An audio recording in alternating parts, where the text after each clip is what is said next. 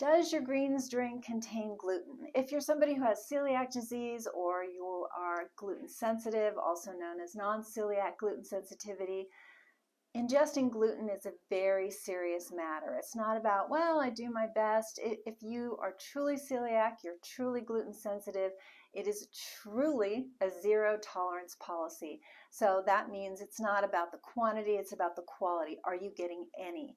And I had someone on my channel ask a great question, which was, she goes, I've been really hearing about this certain greens drink, and she goes, it looks great, but I have celiac disease, and it has wheatgrass and barley grass, so the classic wheat, rye, barley.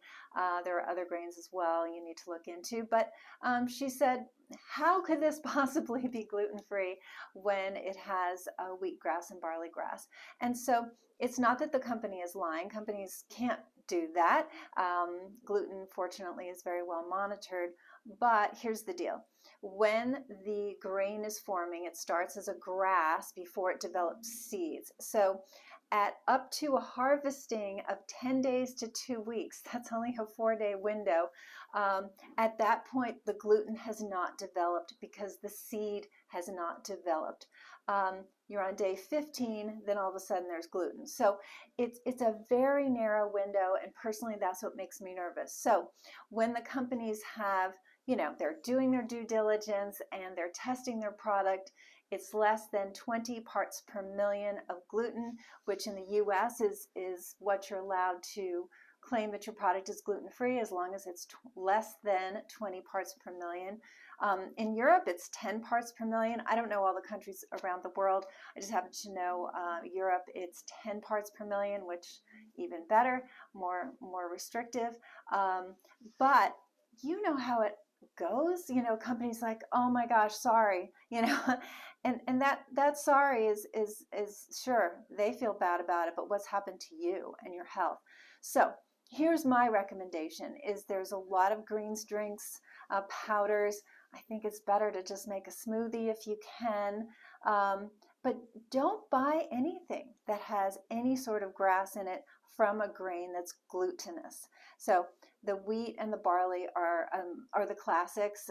There may be other grasses that are used that come from glutinous grains. I would just stay away from them. I don't think it's worth it. I really don't think it's worth it that the grass was, 15 days old and not 14, and it was starting to form it, and you're super sensitive, and there you go. So, it's not just people get stomach aches, what it does to your immune system, and it can trigger an autoimmune disease because you've been just, kind of walking a tightrope. So it's a serious thing to be glutened, as the expression goes, whether knowingly or, you decided to cheat, but it's even worse when you're trying to eat healthy and you get gluten. So I wouldn't chance it.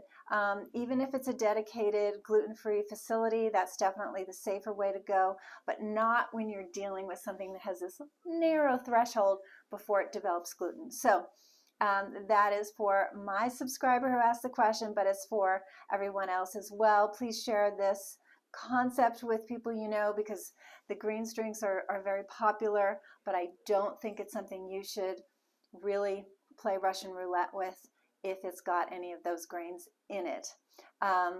Okay, I hope this was helpful. If you're someone who's wondering if you don't tolerate gluten very well, or you have celiac disease and you're just not feeling your best, definitely reach out to us. That is one of our areas of expertise, and we are delighted to help.